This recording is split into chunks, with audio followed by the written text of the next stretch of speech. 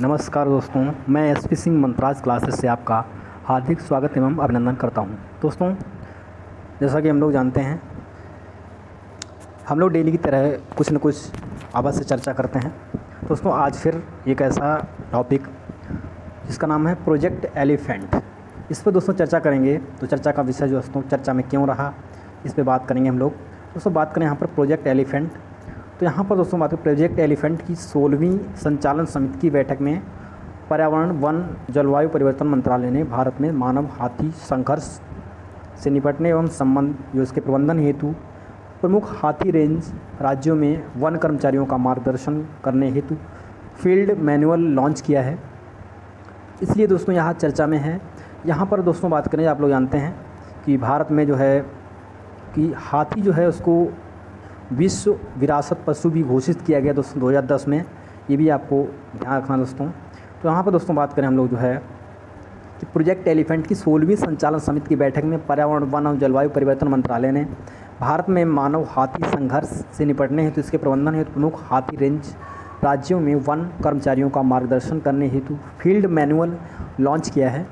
यहाँ पर दोस्तों बात करें जो यह लॉन्च किया गया है, तो ये भारतीय वन्य जीव संस्थान जो है वर्ल्ड वाइल्ड लाइफ जो इंस्टीट्यूशन है उसके द्वारा और वाइल्ड फॉर नेचर के साथ मिलकर तैयार किया गया है। दोस्तों, यहाँ पर हम लोग बात करें तो इसमें हाथी और मानव संघर्ष को कम करने के लिए विस्तृत एवं सर्वोत्तम तरीके शामिल हैं। आप लोग जानते हैं कि दिनों दिन खबरें आती हैं कि वहाँ पर हाथी का बच्चा जो उसका शिकार कर लिया गया, उसको मार दिया गया। तो दोस्तों ऐसा यहाँ पर जो है वन अधिकारियों और विभाग हितधारकों को मानव हाथी संघर्ष यानी आपात स्थिति में जब संघर्ष की चुनौती उत्पन्न होती है तो उसको कमी करने में मदद और मार्गदर्शन प्रदान करने के लिए दोस्तों इसको तैयार किया गया है। अब दोस्तों बात करें यहाँ पर कुछ इसके मुख्य बिंदु जो हैं हमारे भारत में, जो हाथियों के इसके आंकड़े क्या हैं। दोस्तों बात करें, लगभग भारत में इसमें 27,000 एशियाई हाथियों का घर है, जो विश्व की हाथी प्रजातियों की सबसे बड़ी आबादी है।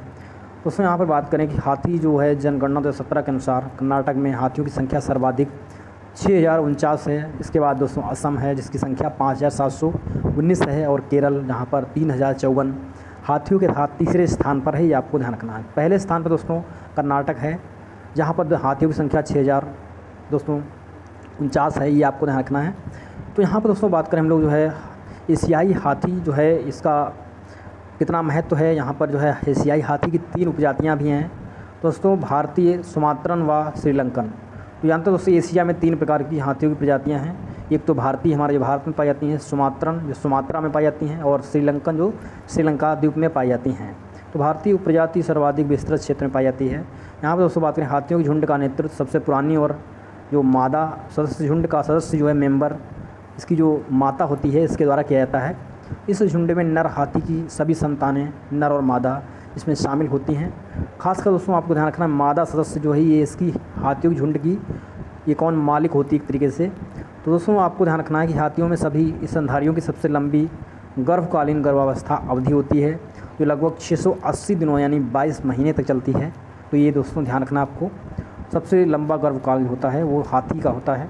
अब दोस्तों बात करें यहाँ पर 14 से 45 वर्ष के बीच की मादा हाथी जो है लगभग हर 4 साल में बच्चे को जन्म दे सकती है, जबकि औसत जन्म अंतराल जो है 52 साल इसकी उम्र है। 5 साल और 60 साल की उम्र में 6 साल तक बढ़ जाता है। दोस्तों बात करें यहाँ पर वैश्विक जनसंख्या, इसकी अनुमानित बात करें पूरे विश्व में दोस्तों 20,000 से 40,000। सुरक्षा की स्थिति जो है देखें, बात करें IUCN की लाल सूची, संकटग्रस्त जो है इसको जो है शामिल किया गया दोस्तों। यह वन्यजीव संरक्षण अधिनियम जो है यहाँ पर बात करें तो दोस्तों ये अनुसूची 1 में इसको रखा गया है। और इसकी बात करें दोस्तों इसमें साइट्स जो हैं अफ्रीकी हाथी हैं। इसमें जब बात करो अफ्रीकी हाथियों की 2 प्रजातियाँ, एक तो आप जानते हैं जो अफ्रीका के घास के मैदान है सवाना, इसका मतलब होता है दोस्तों झाड़ी यहाँ पर निवास करती है।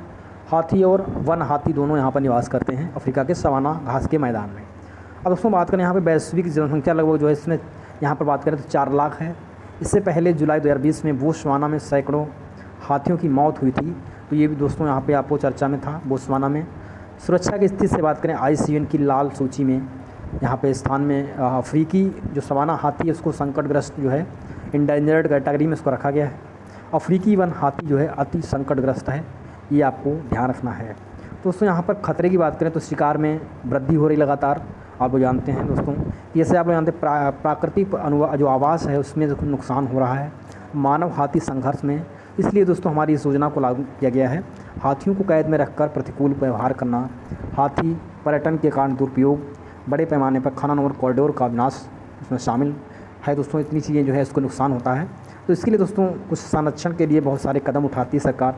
तो हाथी के शिकारियों और उनके मारने वालों को गिरफ्तार करने की योजना का कार्यक्रम बनाना, इसका जो मेन संरक्षण के द्वारा कदम उठाए जाते हैं। राज्यों में विभिन्न हाथी अभयारण्य की घोषणा और स्थापना, उदाहरण के लिए दोस्तों बात करें कर्नाटक में मैसूर और दांडेली हाथी रिजर्व जो है बनाया गया है।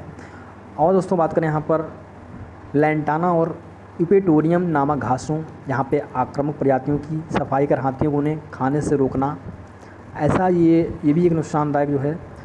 मानव हाथी संघर्ष को रोकने के लिए बाड़ों का निर्माण करना, तो ये भी एक जो है दोस्तों यहाँ पर हाथी के संरक्षण के लिए बात की गई है। अब दोस्तों भारत में बात करें कि हमारे गज तमें यानी गज यात्रा नाम से एक राष्ट्रव्यापी जो अभियान चल रहा है, जिसमें हाथियों व हाथी गलियारों को सुरक्षित करने की आवश्यकता पर प्रकाश डाला गया है। हाथियों की अवैध हत्या की निगरानी करना दोस्तों माइक जो है कार्यक्रम, इसको बात करें तो 2003 में शुरू किया गया। यह एक अंतर्राष्ट्रीय सहयोग है जो पूरे अफ्रीका और एशिया में हाथियों की अवैध हत्या से संबंधित प्रवृत्तियों की जानकारी को ट्रैक करता है। तो यहाँ पर दोस्तों माइक नाम है इसका, ताकि क्षेत्र के संरक्षण प्रयासों की प्रभावशीलता की निगरानी की जा सकेगी। दोस्तों बात करें यहाँ पर हाथी परियोजना, यह एक केंद्र प्रायोजित योजना है। हाथियों उनके आवास और गलियारों की सुरक्षा के लिए फरवरी 1992 में शुरू की गई योजना हाथी परियोजना है दोस्तों। यहाँ पर बात करें पर्यावरण, वन और जलवायु परिवर्तन मंत्रालय परियोजना के माध्यम से देश के प्रमुख हाथी रेंज राज्यों को वित्तीय और तकनीकी सहायता प्रदान करता है।